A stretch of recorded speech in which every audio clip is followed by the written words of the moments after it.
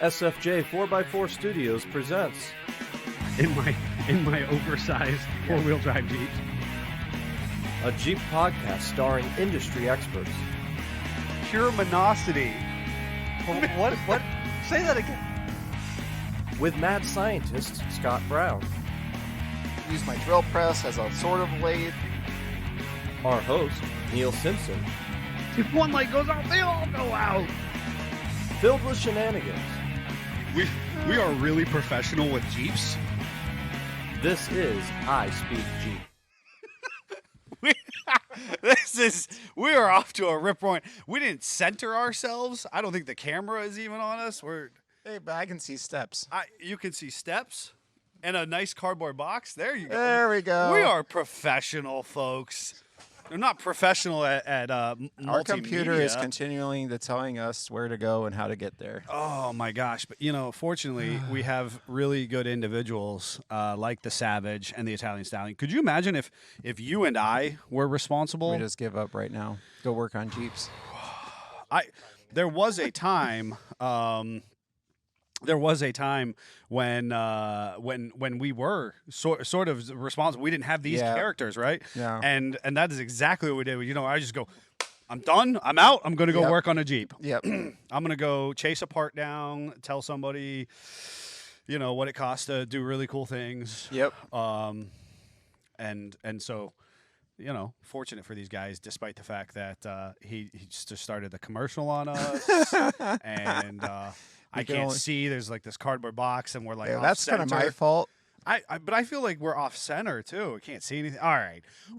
Good morning, afternoon, evening, however you are joining us. This is the I Speak Jeep podcast. If you have lasted with us through the train wreck that was the initial start of this episode, it is episode number 27.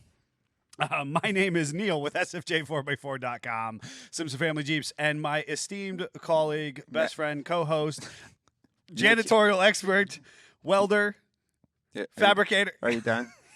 hand filer of that's true Stage there. 8 V8 locking tabs, Mad scientist Scott Brown / fuel line install guy. fuel line installation. Are you using that nice kit we have, or did I? Not yet. Okay, Maybe. We'll see. I see. We're I see. using zinc nickel right at the moment. Okay. So Why? What are we? Oh, because the line for the not a restoration. yes. Huh. We're getting right down to the nitty gritty, being able to get the body put on that thing. So I'm pushing. So close. We are so very close, folks. If you're joining us, if you're listening in right now on your favorite streaming, what are you looking at, Scott? Scott, what is going on? I can't see the comments. I- And this is like in my face. Oh, your wife said good morning. Folks, if you're listening to us, please go back and listen to like a good episode where we had our stuff together. What are you doing? That's better. Okay. Can we? No, that's That's not not good. any better. All right, I'm just moving our hashtag not sponsored product around. Yeah. I still can't see what's going on. The I screen. think Whatever. I think we're just gonna. We'll wait until it's time for that. That's better. Wow. Wow. Oh, gosh. We are doing some things, folks. We are live on Facebook if you are unfamiliar with that. But obviously, if you're joining us via your favorite streaming platform, we appreciate your participation. We love when, I can hear myself. Jeffrey's making changes. Folks, if you're listening in and you've made this This is far, revolutionary. This is just changing my life. I am Thank God. sorry that if this is your first experience with us, This will be on the blooper reel for sure. this will be. Please stay with us for, I don't know, like a few minutes and decide then whether or not we're worthwhile of your time. We really are fun characters who work with vehicles every day. And so I was on the streaming and then YouTube on the Friday following the live. Also, remember you can support this podcast by purchasing these stickers for $4.19. That gets it shipped to you. Good morning, Dave and Joe and Amy. Thank you for joining us and commenting. Those of you who are joining us on Facebook, make sure that you log on and you can comment and interact with the show as you see fit. As usual, we will touch base, see what we were doing. We both had very busy weekends. Very busy. Very busy, both vehicular related and then also personal and professional. There was activities and events going on this weekend. All of them. All of them were happening. As the weather gets nice, people get excited about their Jeeps. We're going to be talking today about warranties, right? Dun, dun, dun. Boom, boom, boom. So I'm pretty stoked up about this one because I am the meathead who has to unfortunately deal with all of the warranty third-party companies. Ring, ring, ring. We'd like to reach you about your extended car warranty. Yes. And so we'll be talking about that and a little bit about dealership warranty sales techniques as well, because I'm very passionate about this. As we are for most things. As we we are intense individuals. Yes. That is the nature of the beast. So, good morning, Chuck. And we're gonna attempt to show Chuck's video because I saw him out playing over the weekend apparently. And then we're also gonna do our hashtag not sponsored, which Scott had moved 16 times at the beginning of the video. I think I made a wife's choice. So says your wife, I hear. Yes. We're going to be talking about these. And those of you who cannot see what we're talking about, I'm holding up the car side step. And so it's an interesting product we'll be telling you about and a little bit about their history because it's a business that I personally think is really interesting. And I think we both have some lineage. We remember these. Yeah, these are my grandpa's steps. Exactly. So we'll talk about your grandpa's steps, and mine as well. You know. Yep. And then at some point in time, and I'm just going to put this out here, Scott and I are going to be blindfolded in the best way possible. I told Jeff all I have to do is take my glasses off, and that's good enough. You know what? I don't think I'm blind as a bat. you know what? That's true. And the blindfolds are still in my bag, my work bag. So. Yeah. So that, we're super prepared. You know what? Here's what's happening, right? And let's just get to the skinny on the fact that this weekend was busy, right? Yes. It was full of life. Again, automotive and not. So we were decompressing this morning already. You were already working on fuel lines. We were moving product around because we came this morning and like the whole front of the building was full of parts that should have come in prior to today, but fortunately they did arrive today. So we were doing a lot of pivot and decompress. So without further ado, what was going on for you? Because I saw you got new equipment at your personal garage. I saw that you were doing things, building stuff. So I've been working on sheet metal on the 36 while I've been waiting for my engine to kind of distract myself, and it's something I've never really done before. I've always taken it somewhere and had somebody do it. And anybody that's done, metal and paint work knows that stuff takes forever. A lot of car guys call it paint jail for a reason. Mm-hmm. And I'm not going to do paint and stuff, but I'm trying to do metal work. And I've never been a big fan of lots of body filler and that kind of stuff, or rivets and that kind of thing. So I kind of just made up my mind that if I'm going to have that stance, then I need to, figure out how to do that myself. Sure. So I got put up or shut up. Put up or shut up. So I got a sheet of sheet metal, 18 gauge is what my car is, and started hacking away at it and trying to figure it out. And I made an inner part, and that came out pretty well. Well, I thought, until I tried to put an outer layer on it, and I've had to modify that a couple times. And I watching a ton of videos on YouTube on how to, use the machinery and how to shape metal. And one of the biggest thing I am shocked with as a newbie into this is how little you have to do to it to make it move around. And I I need a sandbag to put on, Oh on god, that and I then was beat just the about to. hammer.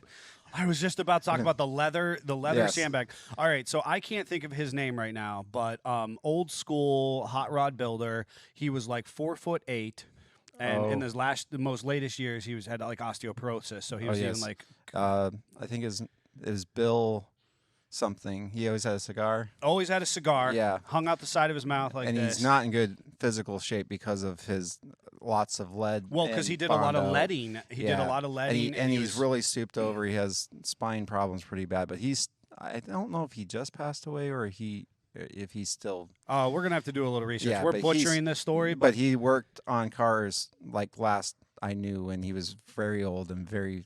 And But he was he amazing. he was amazing. He was one of Yeah. the pioneers, the godfathers of Like lead sleds and customs. and yes. customs. And I remember distinctly as a kid watching like, I don't know, Power Block TV or Yes. whatever, and him being a special guest and showcasing some of his builds. Yep. And him forming metal Yep.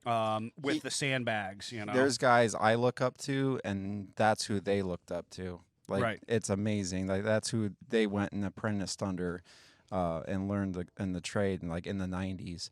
So, in any event, I made a panel. I'm working in my wheel well, so it's not like it's a low impact. You're never going to see it kind of spot, but I'm me, so I'm trying to make it as nice as possible. And I wasn't able to get it to match up. And one of the things I've learned watching these videos, if you want the gap as tight as possible, and you want the panel to naturally follow its shape. So it's not push it over, weld it, and now you're putting a bunch of stress in the panel, and that's where oil canning comes from and that kind of stuff. So Oil canning, those of you who are listening and joining us, is actually a term used in the automotive industry with specifically the body side of things, which Yeah. basically is kind of a ripple effect. dunk kind Yeah. of stuff. If you ever had a pop can and you've crushed it and it kind of It's important to note that Old Blue, which I wheeled the tires off of, oil cans like crazy because there's like street signs for floorboards, Yes, and the metal's very stressed. very stressed, and so you just go up the driveway, and it's like poppy. So I had my dad had a shrinker stretcher. I talked about that before. I tried a cheaper shrinker stretcher that didn't go well, and so now I'm starting to watch reviews on parts or tools before I buy them. And Like when a podcast does like torque wrench reviews. Yeah. and- oh, okay, cool. exactly. And their English wheel, Harbor Freight's English wheels, actually has very high reviews, and all these big names. And give you an idea, English wheels go from $300 to $15,000. Mm-hmm. And those ones are like on their insurance policy. They inherit them out to their, they're on their will, that kind of stuff. And they're these huge cast iron things that are the size of our Jeeps. So, and all those guys have $15,000 English wheels, still have their Harbor Freight one beside it for small parts. And I was like, that's good enough for me. So okay. my wife and I love doing bargaining shopping. Oh boy, And so I was able to find a coupon. that's an understatement. So I found a coupon, and then they were running this special because the store just opened up in our local town, where if you sign up for this certain thing, they'll give you 10% off. ITC Club. So I did ITC Oh, Club. of course we did. So that got me. It went from $379 to $299, and then we did 10% off of that. So it was like $288. It was almost what the shrinker stretchers cost, and this is a huge and really nice machine. I'm really stoked over that. Yeah, I saw you. I knew, and so knowing the nature, your frugality, Yes. right? And I saw you post that online, and so my immediate reaction, folks, was like, "Oh, I'm so excited," because I was like, "You have an English wheel. I'm so jealous," and that was exactly what I texted. Yeah. And you did such a fantastic job bargaining Yes. it out. So Lindquist has said, "Fun fact: oil canning is a term used a lot in the construction industry, also." What oil cans in the construction industry, Scott? That's interesting. I'm not familiar with that. Yeah, I mean, I mean, I don't know anything Roofing about would. construction. Yeah, roofing would. I don't know anything about construction, but of course I'm attempting to build a house. yeah, you would need to know where about this oil. canning. Yeah, right. I would need to know about this, and for the fact that I thought about this, I'm an ambitious individual, and so I had said I was going to build a house by 35. I've missed that by a few years, but I feel like I've built a spectacular company full of amazing individuals.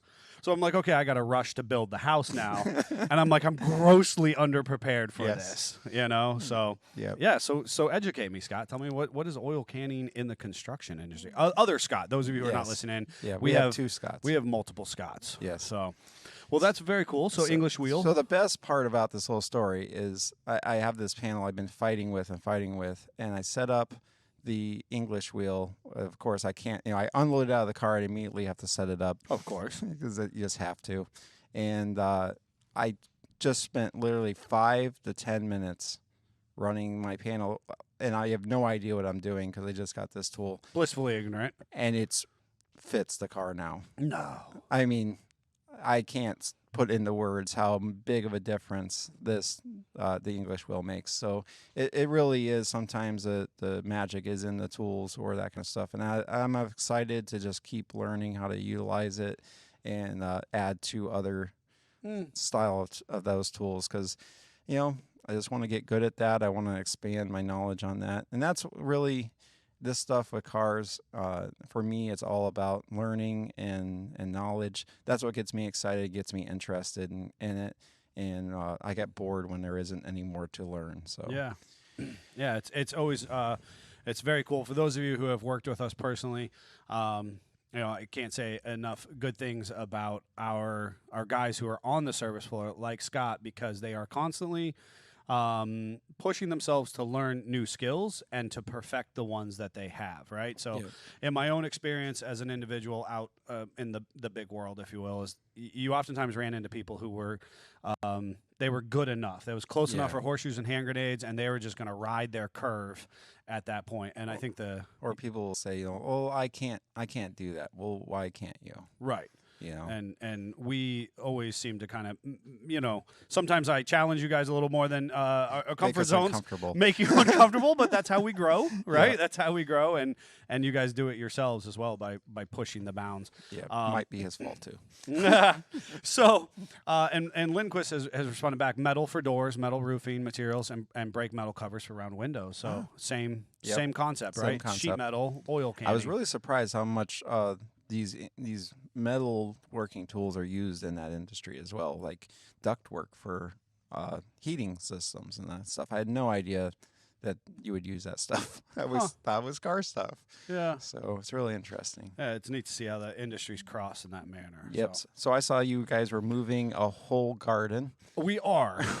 So my wife, bless her heart, said very succinctly to me, and of course, the house is gutted down, and now we're talking about some roof stuff and some other foundational work and whatnot.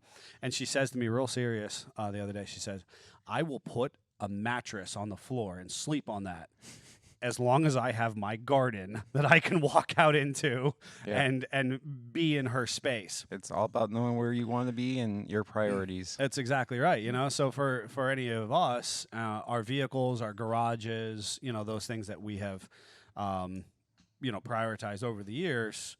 For my wife, it's her garden and her flowers and the amazing amount of money that we've invested in those things. It costs a lot of money.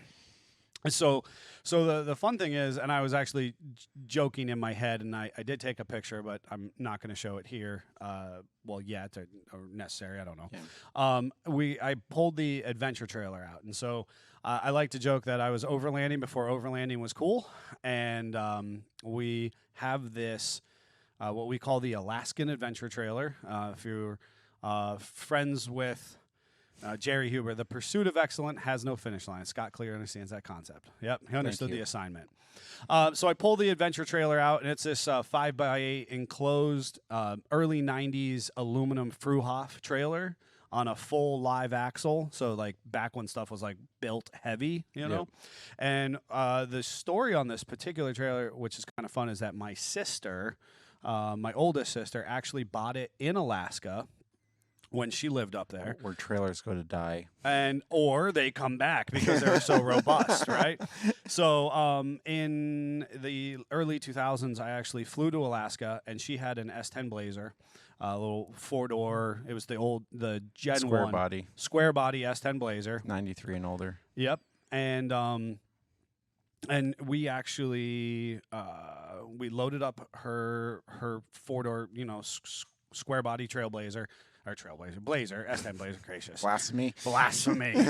Yeah, I'd like to see a Trailblazer do what we did. Yes. So we loaded up, and then we When they hooked up made this it. trailer with all of her worldly possessions and 2 mangy Alaskan hounds.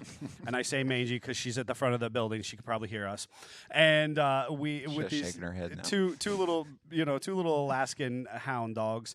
And we traveled across the country, camping our way. Is this the same truck that caught on fire in Chicago? It is the one that I caught on fire in Chicago. And we would, sleep in these, precarious positions just alongside the highway. Yeah, things you do when you're young and don't care. Like an Alaskan hound curled up in your neck. And so anyways, this trailer we brought down with camping gear, and we actually hauled an enclosed rooftop carrier on the truck and an enclosed rooftop carrier on the trailer. If I remember right, the truck had like clothes and possessions, like things that we would need along the drive, and then inside the truck some of that as well, some of our food goods. And then on top of the trailer you have to carry all your own fuel and spare parts and tooling and all that kind of stuff. And we had spare tires for the No truck. one is coming for you. No one is coming from you. Prepare to self-rescue, right? So yeah, and she's messaging good times, and it was good times. So anyway, so this trailer has stayed in the family, and we've kept up on its maintenance, which is a testament to both its quality construction and us maintaining it. And now I used it for official garden transport over the weekend. I just thought, you know what, the versatility of a good tool, right? Yes, not too 100%. different than what you've said. And So buy the best tool you can afford. and that's exactly it, right? And so we bought that used 20 years ago, and or Probably 15. longer than that. Yeah, it was 15, 20 years ago, and it itself is probably another 15, 20 years old. So Yeah. cool stuff. Yep. Cool stuff, And so busy with that, and the daughter's dance recital, and I did something else crazy yesterday. Oh, I remember. Uh-oh. I went to take a picture. I had to stop and help a stranded individual in the back roads of Western Pennsylvania. You enjoy that so much. I do. And my wife and I were just traveling. It was just her and I. So, so my wife yelled at me years ago. She was like, you have to stop. We have kids now. You can't just keep going and introducing yourself to strangers and parking us on the side of the highway to help out and blah, blah, blah. Take care of the family. I can appreciate that. But it was just her and I. So she's a little more flexible. She's spending for herself. She's fine. She's fine to fend for herself as long as the kids aren't involved. This person had taken the most, God forbid this person ever hear me, most clapped out Chevy 1500 short bed, okay?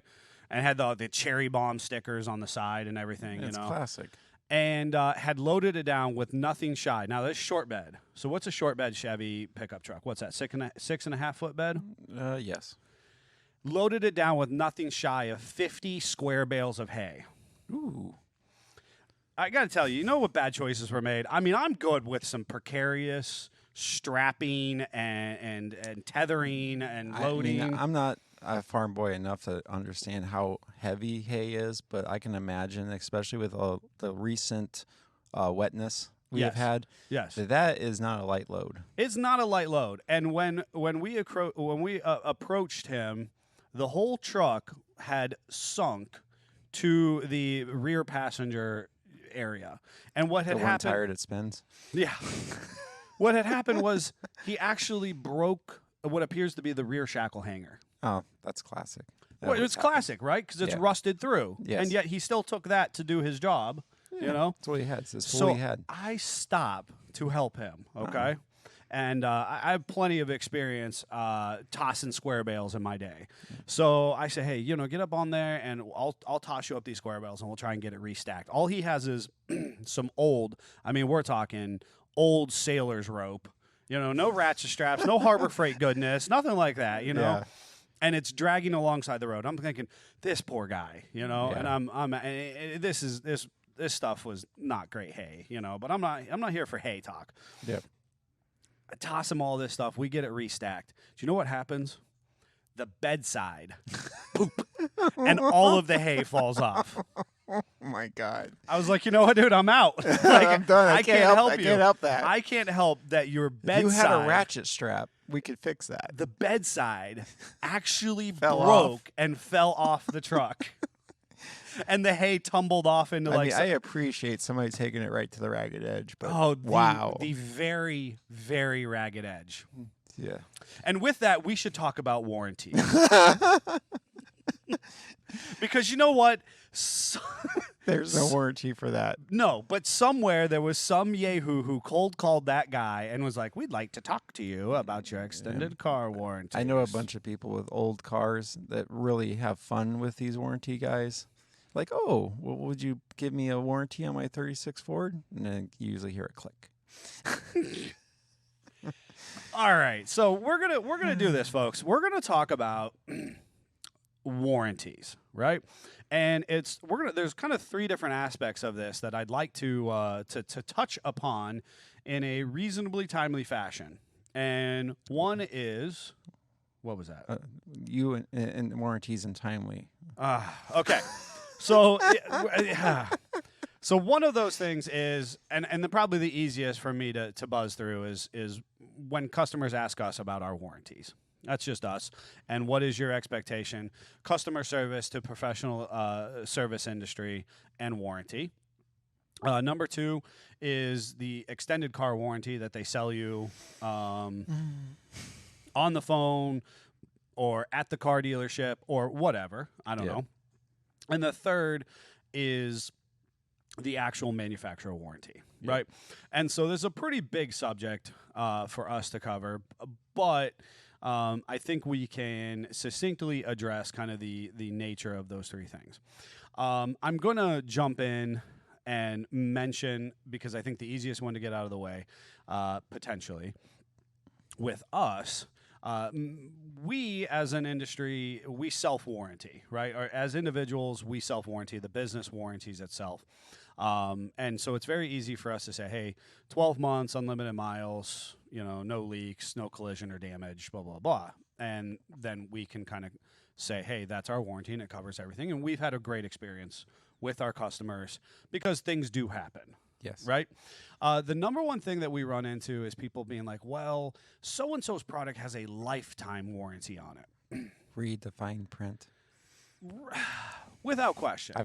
I've pushed that envelope, and lifetime is, I don't know whose lifetime it is, but it isn't the lifetime you think it is. Lifetime is almost never lifetime. It's never lifetime. You get like one or two warranties, and honestly, by number two, you're on shaky ground. You're on shaky ground. Usually there's somebody at the box store who's pushing back and is like, yes, yeah, I don't really feel good about or it's what very you're doing. dependent on the person you deal with. Right. At that point, if they care or not. They've conditionalized things. Yep. Now, there is always those outlying stories of the person who's like, oh, yeah, well, I've warrantied something 7 times and I never have a problem and blah, blah, blah. Yeah.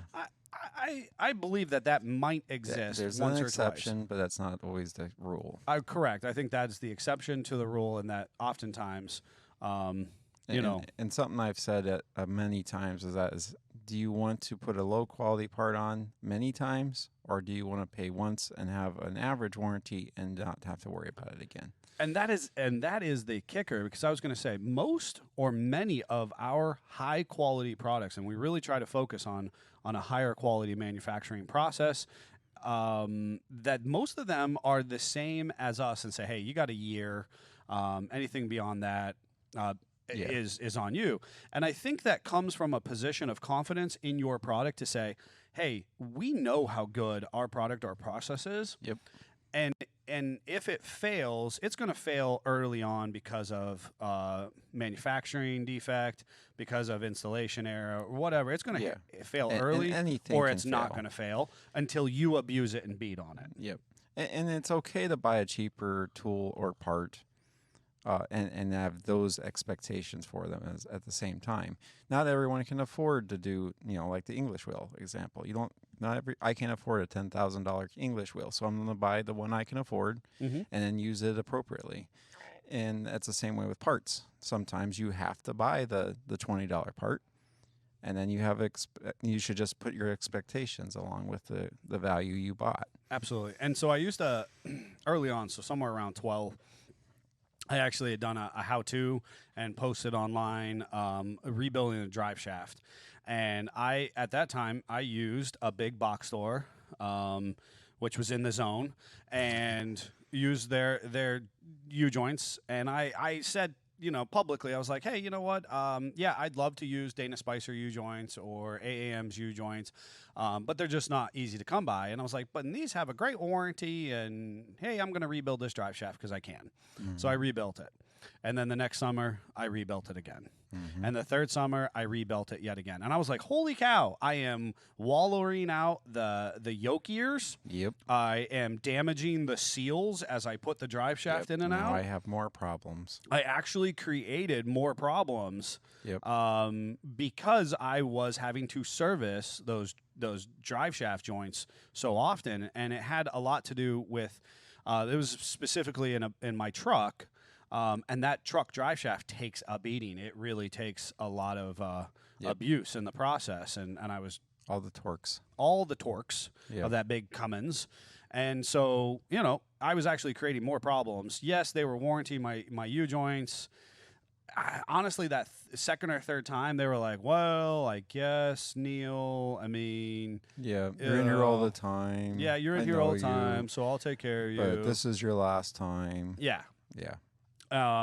So really, to be conscientious, folks, when picking your part, your process, the company you're going to work with, our recommendation is always for a higher quality part and process. And typically the warranty will reflect that, and it'll be lesser because the manufacturer is confident, the manufacturer or service provider is confident in their end product. Buy the best part you can afford. So with that said, now we're on to the buying our product. The extended warranties, right? So we have had. So when we started, Scott was like, he worked at a shop and he was like, oh yeah, we just said we're just not going to take them because it's too much headache. There's too many hoops to jump through. Blah blah blah. And I had interactions not personally in the shop, but peripheral around helping out other people with shops. And at that point, I had not seen anybody actually get a claim through the warranty. And an easy process, right? It was not an easy process, and it was not a timely process at any bit. Correct. And so the issue is that there is a phrase that we use both internally and externally here, and it's pay now or pay later, but you always pay, right? And so a little bit of this goes with the warranty companies as well. And we have people who say they've spent big money, upwards of $3,000-$4,000 for an extended vehicle warranty package. Yep. And that warranty company, despite their claims of trying to be a steward of their product, at the end of the day, their goal is to pay out less than they bring in. Like that's their business model. That's how they stay alive. That is the core of how they work as a business. Yep. So that counterintuitive to the fact that they actually have your best interest as a vehicle warranty company. Yep. Now, so I think that there is a place for these warranties, just like leasing and Honestly, certain other aspects of the auto industry. Makes me think of like AAA. I have had AAA, and it's a good product to have.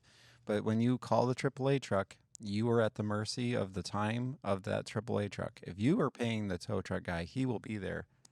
That is a great analogy. I was not prepared for that. Well, we just dealt with it with a guy over the weekend with a GP who was waiting on AAA, and it took 2 different times out, 2 different drivers.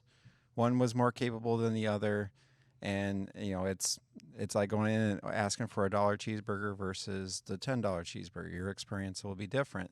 But AAA is still good and it gets you out of a jam, but you have to be patient when you have that. You're at their mercy. You're at their mercy. They will get to you when they can, but you're not on the top of the list. And so what I actually, we're dealing with this with a specific Jeep in-house right now, but we do these warranty companies. We've done them for years time. now, right? Because I'm not that afraid of the process. However, there's a point of being very honest with the customer, our customer. And what I said to the customer months ago at this point, I said, we can either do it and you pay out of pocket, and your job will be done within a week or two.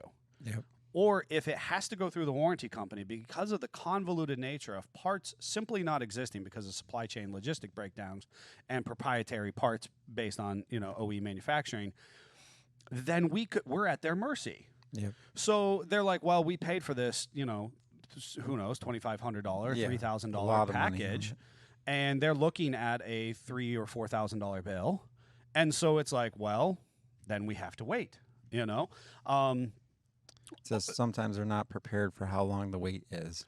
And absolutely. And so the issue, and then because the warranty company, we have to go through all these different rigors of the process. Is the warranty company eventually going to pay out?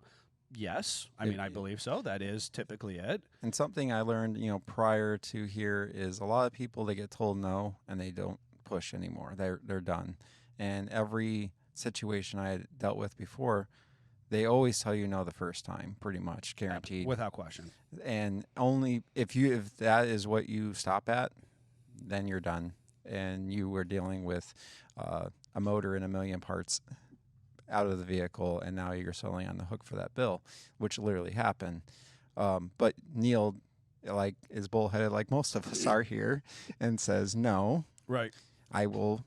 Who else do I talk to? Because you are not doing what I need you to do. So who else can I talk to? And Bring the next guy onto the phone. Let's Yep. get this. and we'll rewind the tape. We're Yep. starting this over. We're going to just have the same conversation over again. And if you don't, because again, their job as the warranty company, you as the consumer paid them for a service or a product. Yep. You have come to us with the expectation that you have already paid for a service from this, this provider. Yep. And that their job is then to fulfill their end of the agreement. And so long as you haven't ramrodded your vehicle into the side of a rock, you Yeah. haven't tried to leap a small building, Yep. you are deserving of the services that they advertised. And so we have to keep pushing that conversation. And eventually, I would say that how many times have we brought in independent adjusters? A lot. A lot. So what you, as the end user over here, watching and listening to us, you might not realize that, again, they almost always tell us no the first time. Or first 3 times. Or the first few times. and eventually what they'll do if you're persistent enough is they will pay for an independent adjuster. This is a third party individual who has nobody in the fight, and they'll come out and they will physically inspect the worn or compromised components. And this is when you ramrodded it, or you overloaded it with hay and your bedside fell off, or any of that kind of stuff happens. Exactly, right? It's when it stops. And the independent adjuster is going to see that bed that booped, on its side because of hay, and is going to go, hey, dude, that's been rusted for 20 years, and you just tried to, carry 50 bales of hay.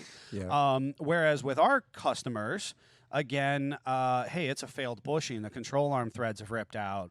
The oil cooler is leaking. Some of these these are normal wear items in a slightly unusual manner, but they are normal wear items. Yep. And most of the time when we are in that position, we've already looked at it and we said, yes, this is something that should be warranted. So we are not, calling an adjuster out to waste his time. And I'd say every single time the adjusters come out, he's like, yep, your eyes are right. This needs addressed. This is clearly covered. And then usually it's another 2 times after that, because they push back again. Yep. At least once more. And then finally you get an approval. Yes, and I But think you're not done yet. What I guess I'm proud to say of the work that we've done, we've almost never had. Once the independent adjuster is involved in the process, we've always gotten the customer's vehicle serviced. But again, it takes a long period of time. Yep. Real quick, Dave reaches out, says he went through this weekend with the mothership, Jeep Corp, this weekend about his ECU and asked to talk to someone higher, and they flat hung up on me. Unfortunately, Dave, That happens a lot. it happens a lot. I actually was just online, and there was like a whole thread of people calling in to some form of higher authority within the Jeep Cares or Jeep Wave and Jeep Corp and getting passed around. And sometimes kinda that's a convoluted. tactic. Not saying Jeep's doing that as a tactic, but it is a tactic to get Well, you to stop.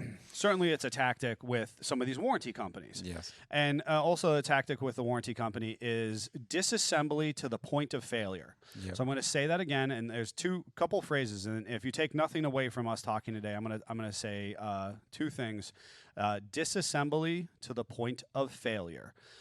Also, initial factual reporting. All right, so those are the two number one things. I don't know if I can say that that are so very, very valuable.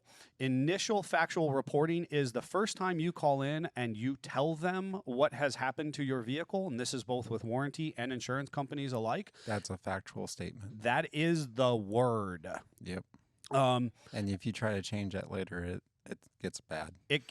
anything that you can and do say will be used against you. Yep. And so it's so valuable. I can't begin to tell you how many times that we've had some of these warranty or insurance companies come back and say, well, the first time they called in, they said this, and they didn't tell us that their door couldn't open. Yeah. Well, it got hit on the driver's side and the body shifted, and now the passenger side door won't open. Yeah. This is a logical path of One thing else you should take away is if you're in a car accident, the first thing you shouldn't do is call up and make a statement. Correct. Calm down, look it over, digest it, realize what all happened, then make a factual statement. That is a perfect piece of advice, because that initial factual reporting, too many people call when the adrenaline is rushing, before all the facts are straight, and they are just unaware of what has actually happened or the severity of the issue with their vehicle. Yeah. We could actually talk about insurance policy and stuff, so we shouldn't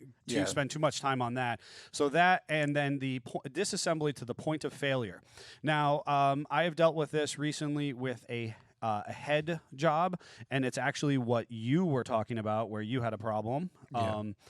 And so, do you want to elaborate a little bit? So the part or the job I was talking about, their main bearings had failed in their engine, so they asked for the engine to be removed and the crank to be taken out of the engine, and that meant the rods had to come out. So basically, we've taken this engine from a complete assembly down to nothing. It is in all of its parts. It's all laid out onto its tables.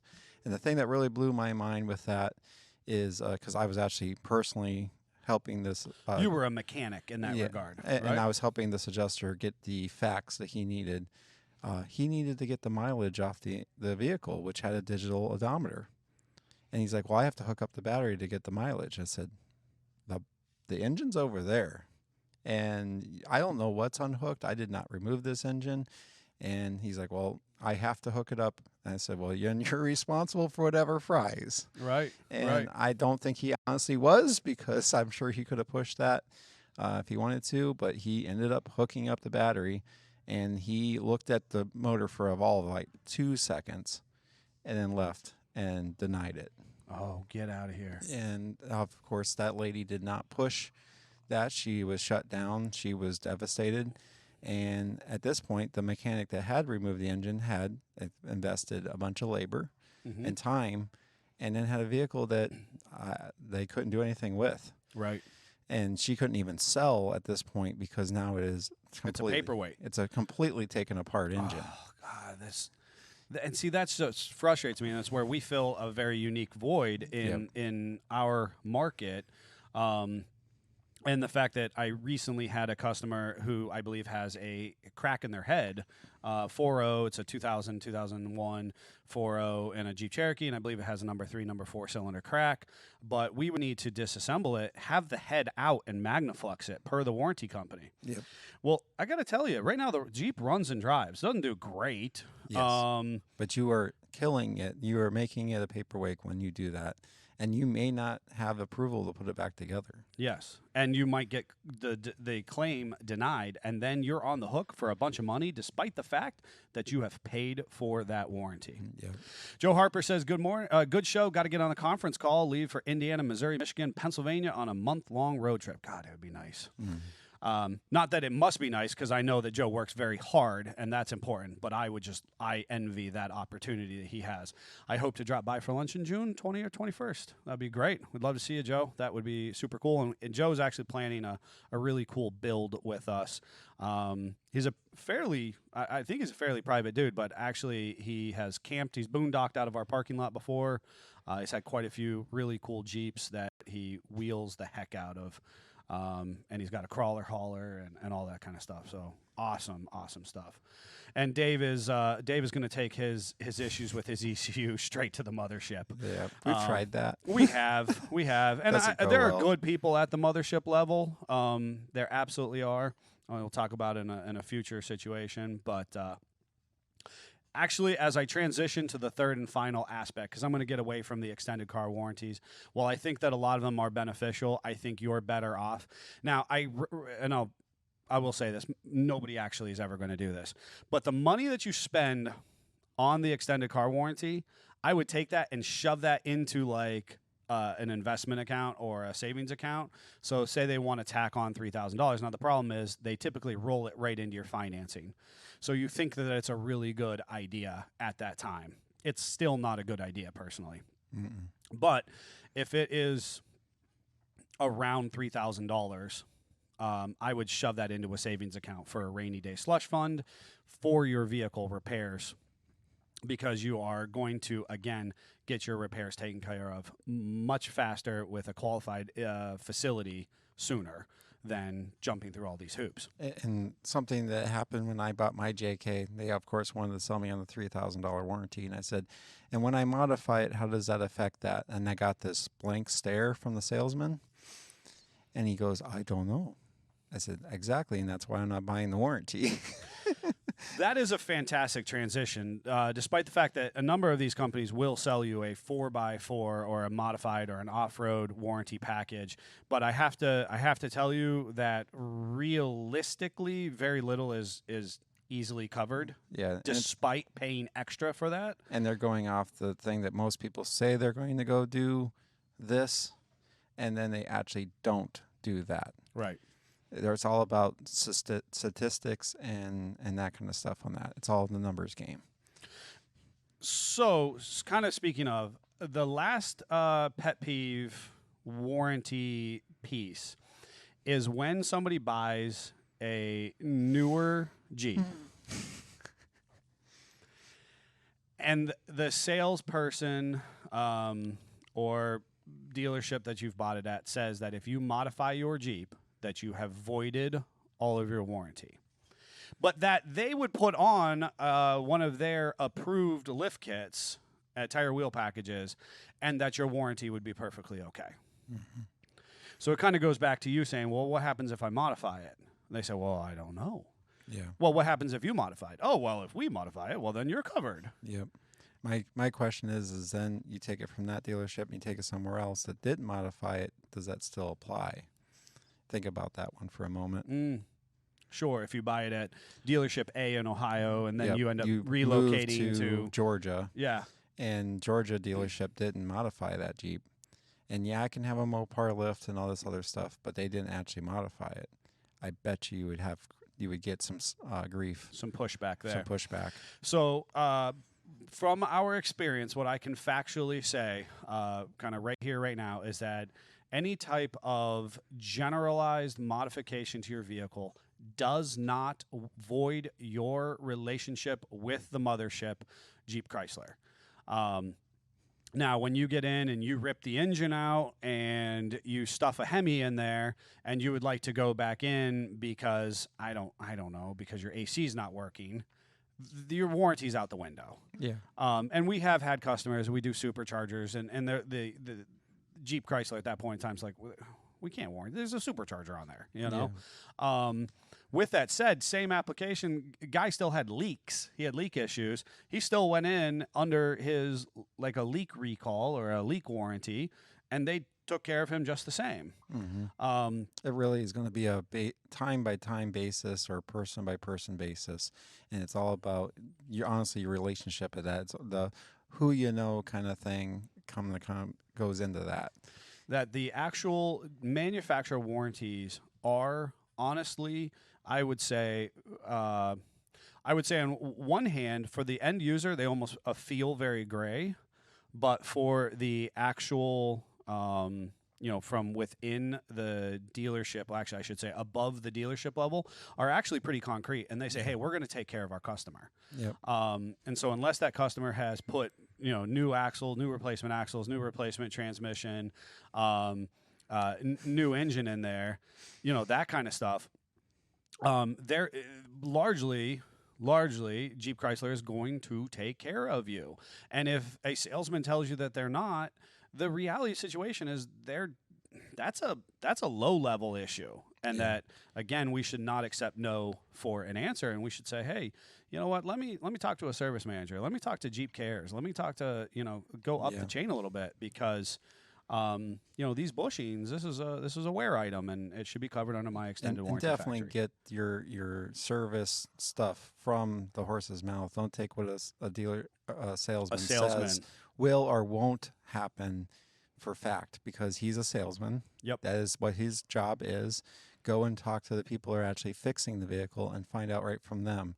And if you got to be like, hey, I want to buy this Jeep, but I got to find this out, so I got to take 5. And where's your service department? Do it. Yep.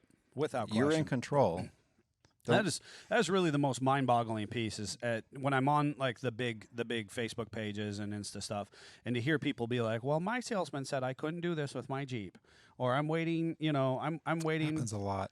And I'm like, this is the craziest thing, that you're allowing a salesman to be, to drive the reins of have power over the situation, of how you have modified or not modified, or how you've used your Jeep.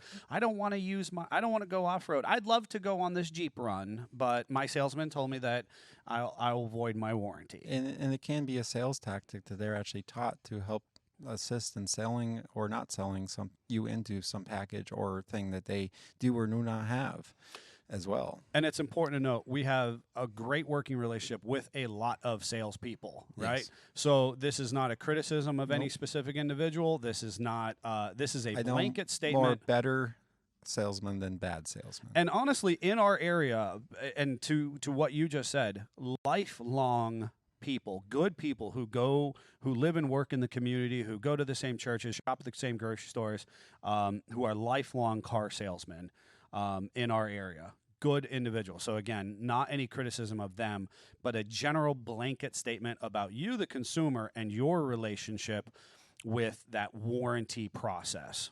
All right, so a couple things to take to chew on. If any of that sounds interesting, you'd like to know more, do definitely reach out to us. Comment, email us, something to that effect. Also, if you have a friend or somebody in your Jeep club that is struggling to struggling to modify because they're worried about voiding their warranty, encourage them to kind of seek further information on that one. Further information, further clarification, and kind of get to the bottom of their consumer experience. And of course, when reporting to the warranty companies, if you are a person who already has that, your initial point of factual, your initial factual recollection or statement, that's super critical, and so be very careful about that. Binding contract. Yes, binding information. Yep. Weird thing for us to be exposed to, but it is the way of these warranty companies. All right, Jeffrey, the Italian Stallion, are we transitioning to a commercial, or since you played that first for us? Let's go to the blind react. Oh, we're going to do a blind react. And this was submitted. I am so tickled by this. That's a great video. It's not actually blind for me. It's blind for Scott, though. That little transition. Every time. Is there volume? I think I know this Jeep. It's only good with the volume. Like it sound, Jeff. Jeff. Can they hear it? As long as they can. Made that look easy. Until that. He says, he makes it look easy. And okay, so I love this Jeep, right? And also I also kind of cringe a little bit because I know all of the skids and the weld-on Motobilt sliders are sitting here in the shop that need to go on it still. But he says, so he's filming. I wonder who's driving, but I feel like it's Chuck who's filming, and it comes through and it does this nice little articulated off camber, kind of just walks through. Jeep's it. doing its job. Just doing its job spectacularly. And he's like, oh yeah, making it look easy. And the hill crests up and then whap and smashes high centered onto the ground, Yeah. Oh man, Chuck, thank you so much for sending that to us. I mean, just the delivery of it. You missed the first part of it because Jeff didn't have the volume on for us. A Jeeper and you have not done that exact thing, are you actually Jeeping? Are you actually Jeep? Oh my God, have I done that so many times? So and much. It's like, well, it's still running. I don't have any vibrations. And it sounds so terrible when you smack a It's such a frame rail fuck. or a unibody. Yes. And I think it's one of the things when first time Jeepers go out, it just absolutely, it's like They're terrifying. terrified, and they need a moment. They need Yes. to go over in their safe space for a moment. Yes, yeah, that is And so I've done true. that with my JK, and I'm like, meh, and just keep going. And just that level of carnage that it sounds like, and then it's not, Probably not covered in an extended warranty. No, Ryan, that is probably not. Well, it probably could be. Yeah. If I have to do the paperwork on it, I'd get it covered. But Oh boy.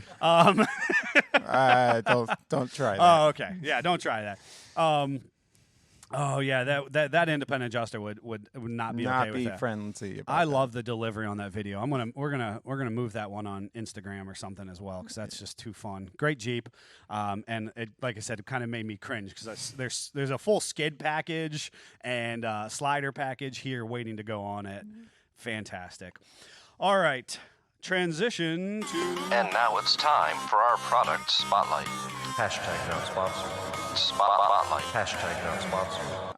I'm just gonna hand model. You are an excellent hand model. Thank you, Scott.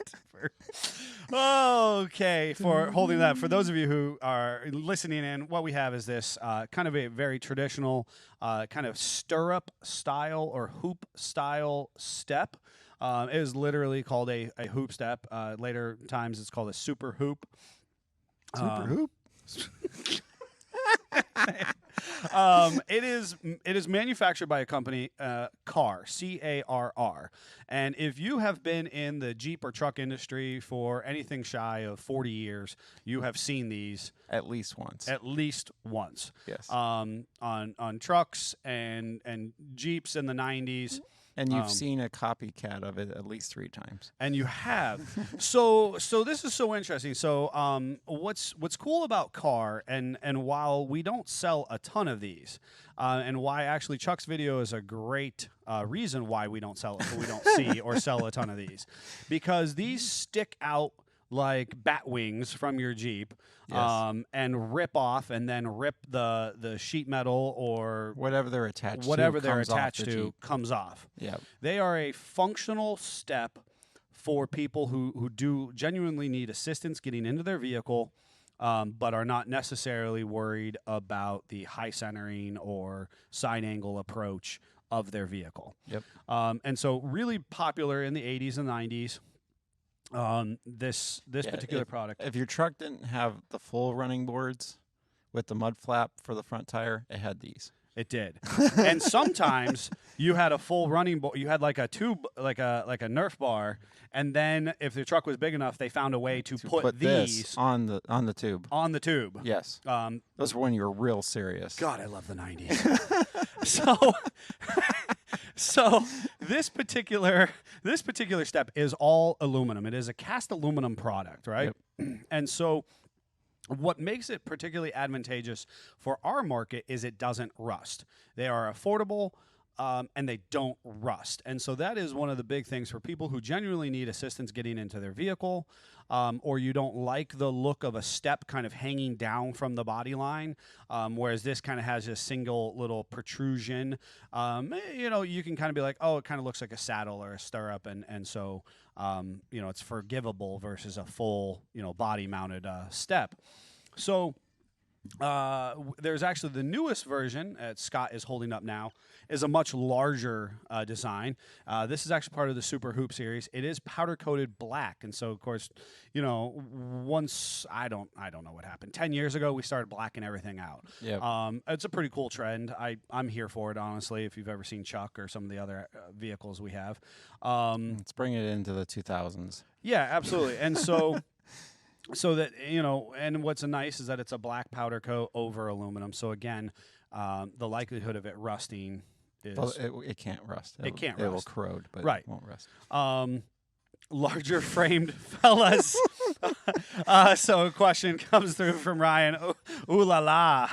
Do they support larger framed fellas? Asking for a friend. It So- depends on who put them on the vehicle. I was going to say that's actually a great question. So they actually come, and this is where the rust, where I said the likelihood of rusting. They actually have a steel bracket. So the challenge that you end up running into is bimetal corrosion. Yep. And For those that don't know, that's when the weaker of the two metals disappears from the little things eating it. it's the oxidation process. And the aluminum usually gives up first. But with that said, all the OEs are doing it at this point. They're mixing and matching metals. So it's all about how you protect the two where they touch. And you obviously don't want to just bolt this on bare with your steel bracket and then go park it next to the ocean. Right. It will fall off. Will fall off. But if you appropriately know about this and you use some stuff here when you put it on, or that's stuff that we are always famous for doing, and then you appropriately continue to protect Maintain it and protect it. Yep. then yes, it should protect those larger frame fellas. And so that's really the big thing is how they affix to the vehicle and in which manner. There are like support brackets that go with these. We do sell this product. It is actually readily available. And what's really neat about Carr is that they have stood by their ability to manufacture in the USA for decades and decades and decades. And so to confirm, they are for chunky dunkers. Got it. I'll tell my buddy. Yep, I'm asking for a friend. Oh boy. So Carr is what's really neat about Carr, and so interestingly enough, where I encountered Carr years ago, well, besides at the Jeep shows and truck shows, where we had steps on steps on steps, was I was at a show in Washington D.C. and I was going past a booth, and you could just two kind of well put together individuals, kind of older gentlemen, were there handing out aluminum ice cream scoops. I kid you not, they were handing out like the big flat spade commercial ice cream scoop. And if you've ever been at like a cool ice cream shop, it's not like the little tight ball, Yeah. but the big flat spade ice cream scoop. And they were handing out these aluminum ice cream scoops. And I was like, I obviously Need me one of those. I need me an aluminum commercial grade ice cream scoop from a car show, and what it is was car show. Badooch. Oh, okay. Could be I'm here a all week. poet and I didn't even know it. And so the cool thing about this car is this is a family owned company. They actually were started in 1945 as a tool and die maker. Yep. They are, at this point in time, a third-generation family-owned business. Which is where the black coated ones come from, because that would have made Grandpa really upset. Oh, yeah, Grandpa would have rolled over. Grandpa would have rolled over on that one. We polished those to a high definition. Yeah, that's right. They were polishing aluminum. You Yes. know what I mean? And now we've purposely blacked them out. That's not okay. Yeah. And so long story short, what they have focused on and what they know is they make really good steps and ice cream scoops.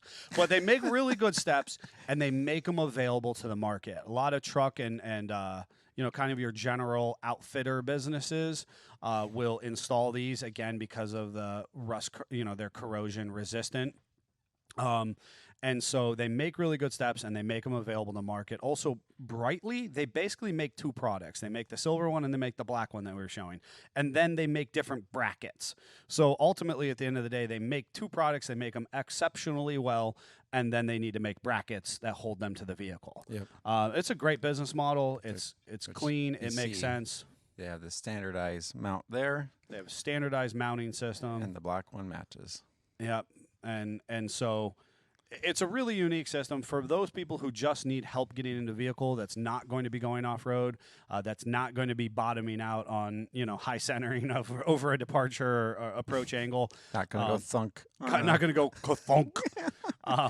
These are a great option. So neat USA company, third generation family owned, really clean logistics. Maybe not for everybody, certainly not for your hardcore off-roaders, but a very cool product nonetheless. And we're happy to. Well, we literally just sold a set last week, and I thought, hey, this is a great opportunity to showcase this product because it is just a general or an extra option that we do offer our customers. Without further ado, if you are still with us, you haven't gone to sleep, gone off to work, or it just plain general shut us off because you're tired of hearing me pontificate, Jeffrey is requesting that we blindfold each other. Now it's time for the I Speak Jeep Blindfold Challenge. Telling you, I just gotta take my glasses off. I won't be able to see a thing. Yeah, your Coke bottle. You have machinist glasses, both of us. Jeffrey, what are we doing here? So one of you will be blindfolded. You'll Okay. get two different objects, and you have to identify what they are. And then the other one will blindfold and do the same thing. One of us is going to be blindfolded. We're going to be handed objects, and we're going to have to try to determine what they are. I'm scared. I've seen a show like this. I've seen this in a movie once. Doesn't end well. Depends on who you are. Oh boy. Okay, so just understand I have coffee just off the screen, and we don't want another, so I'm going to put that by your drink. I guess I will go first. As he should. So I brought my handy Dana Spicer. Ooh, that's a good idea. I have you. one of those. Do you? Not a Dana one, but that'll be way easier than tying up. Well, I'm going to tie a blindfold on you. Maybe the Savage goes over to my box and the top I brought you section. blindfolds, though. But I just do what you're doing. It's way easier. Oh, okay. Oh, I'm. All right. I'm really close to the microphone. I just realized. I am really blindfolded. That's. Oh, there it is. I don't know where the microphone's even at. Open drawers, Davey. How long do Down. I sit here blindfolded? Down. We're Up. going to go work on Jeeps. You're good. Third drawer. not.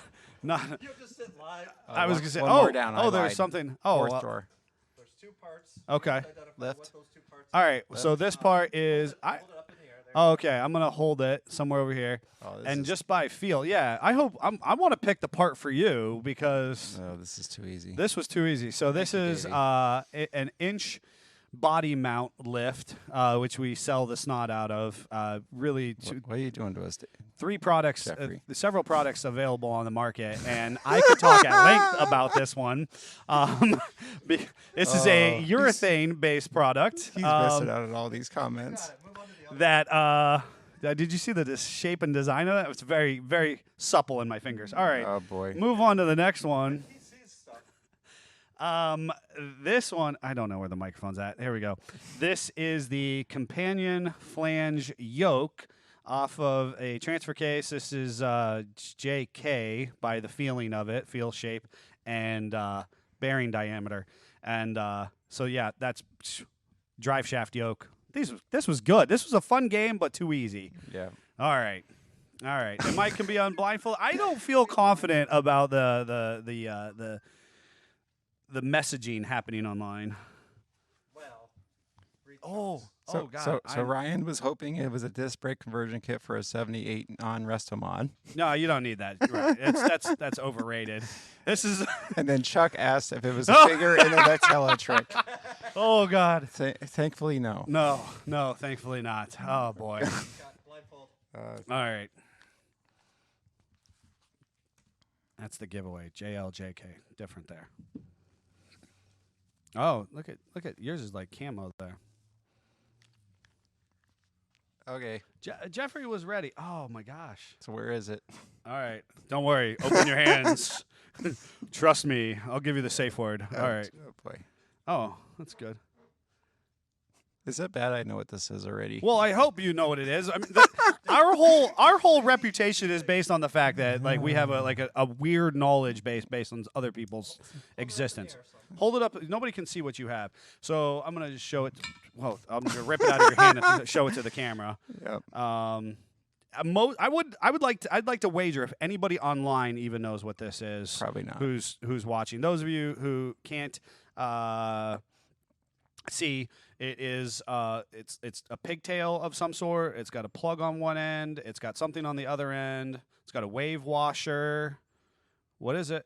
It is a battery temp sensor for a newer 90s Jeep. Boom. That is 100% right. It is a battery temp sensor. Most people have never even seen this because it exists underneath. And there's two different types. One plugs in, has a pigtail on both ends. That one does not. This one actually has a temp pressure sensor here on the end with a wave washer on the bottom. Yep. God, I love when we do this kind of stuff. What's we used to next? play this game. Scott and I would be taking part of a vehicle and be like, what's this product? What is this thing? Oh. I know what that is. I should It's a water pump for a 2.4, isn't it? It is.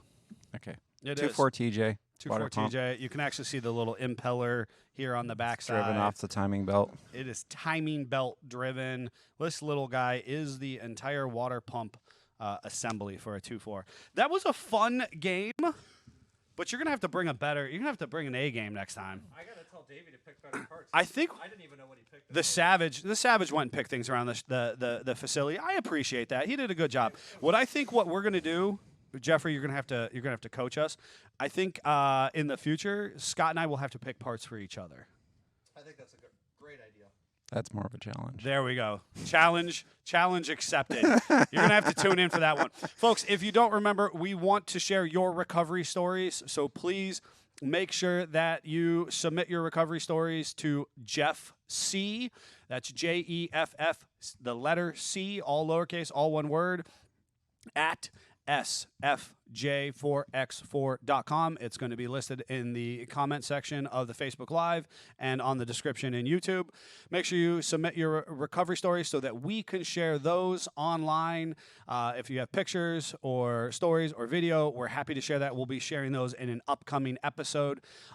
Tune back in the future. We're going to be talking about some other fun products, and I might pontificate about warranties more because I'm so fired up about them.